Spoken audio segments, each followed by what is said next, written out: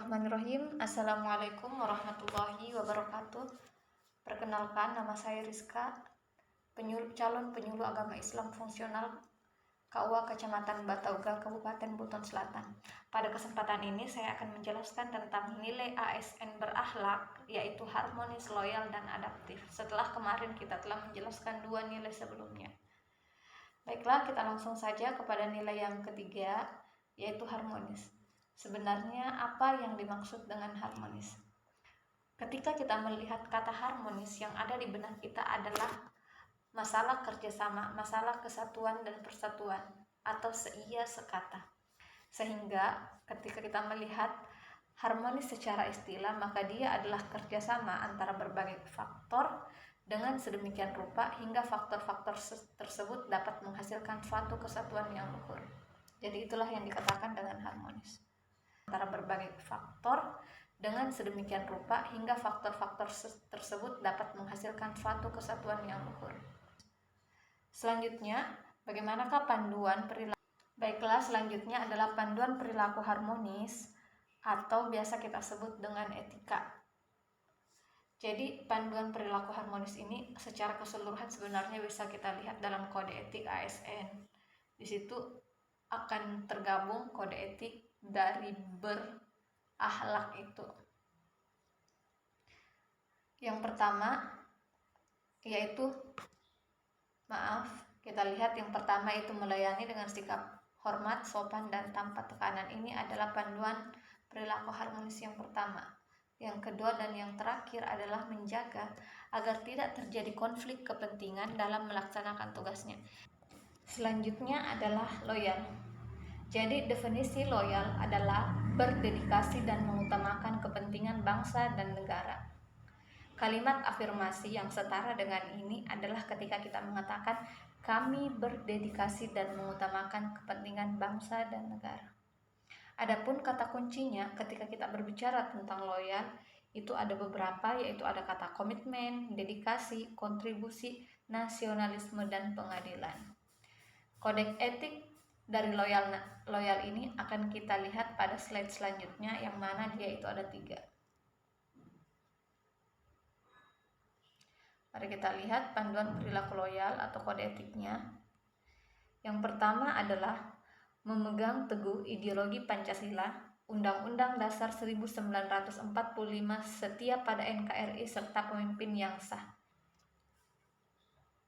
Yang kedua adalah menjaga nama baik sesama ASN, pimpinan instansi dan negara. Yang ketiga, menjaga rahasia jabatan dan negara. Jadi itu adalah panduan kode etik loyal. Nah, sekarang loyal dalam konteks organisasi pemerintahan. Setidaknya ketika kita melakukan atau menjalankan sikap loyal dalam konteks organisasi pemerintahan, dia akan memiliki 4 fungsi. Yaitu yang pertama, komitmen pada sumpah dan janji. Yang kedua, aktualisasi nilai-nilai Pancasila. Yang ketiga, penegakan disiplin. Yang keempat adalah pelaksanaan fungsi ASN. Selanjutnya adalah adaptif. Setelah tadi kita melihat nilai harmonis, loyal, sekarang nilai adaptif. Ketika kita mendengar kata adaptif, maka yang terpikir dalam pikiran kita adalah perubahan, selalu ingin maju dan berpikiran terbuka. Setidaknya itulah yang saya pikirkan ketika mendengar kata adaptif. Sebenarnya apa yang dimaksud dengan adaptif? Teman-teman sudah bisa lihat di layar. Adaptif adalah suatu proses yang menempatkan manusia yang berupaya mencapai tujuan-tujuan atau kebutuhan untuk menghadapi lingkungan, kondisi sosial yang berubah-ubah agar tetap bertahan. Seperti yang saya katakan tadi, jadi adaptif itu dia erat kaitannya dengan inovasi dan kreativitas. Orang yang adaptif akan selalu bisa melakukan perubahan, menerima perubahan, dan beradaptasi dengan perubahan. Oke, lanjut. Adaptif sebagai nilai dan budaya ASN. Adaptif haruslah menjadi nilai dan budaya kita sebagai seorang ASN, sehingga kita bisa menjadi ASN yang produktif. Yang pertama, ketika kita berbicara tentang adaptif sebagai nilai dan budaya ASN, itu mencangkup 5 hal. bisa dilihat di layar, yaitu pegawai harus terus mengasah pengetahuannya hingga tingkat mahir. Jadi seorang ASN itu tidak boleh berpuas diri dengan pengetahuan yang dimilikinya. Yang kedua adalah share vision. Jadi share vision itu semacam sharing-sharing tentang tujuan dan visi misi kita, sehingga seseorang itu bisa memiliki visi misi yang sama atau menyamakan visi dan misinya. Yang kedua adalah mental model. Mental model itu semacam role model. Seorang ASN harus memiliki mental untuk mencerminkan realita organisasi yang ingin diwujudkan. Yang keempat adalah team learning. Team learning adalah semacam kerja tim. Jadi seorang yang adaptif itu bisa bekerja dengan tim, sinergis dalam melaksanakan kegiatan-kegiatannya. Yang kelima adalah system thinking.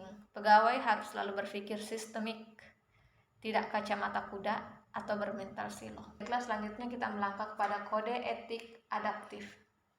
Jadi kode etik adaptif itu sebenarnya hanya mencakup 4, yaitu VUCA dan VUCA. Apa maksudnya? Mari kita lihat slide selanjutnya. Jadi salah satu panduan kode etik tadi itu adalah menghadapi VUCA dengan VUCA. VUCA itu ada 4, yaitu bergejolak, ketidakpastian, kerumitan, dan kebiasaan.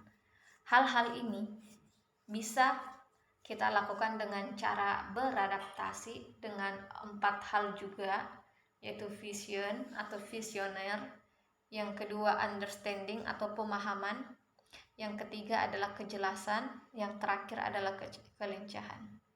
Mungkin itu saja yang dapat saya sampaikan pada kesempatan hari ini sebagai rangkuman materi asinkronus pada Latsar hari ketiga. Kurang dan lebihnya mohon dimaafkan. Assalamualaikum warahmatullahi wabarakatuh.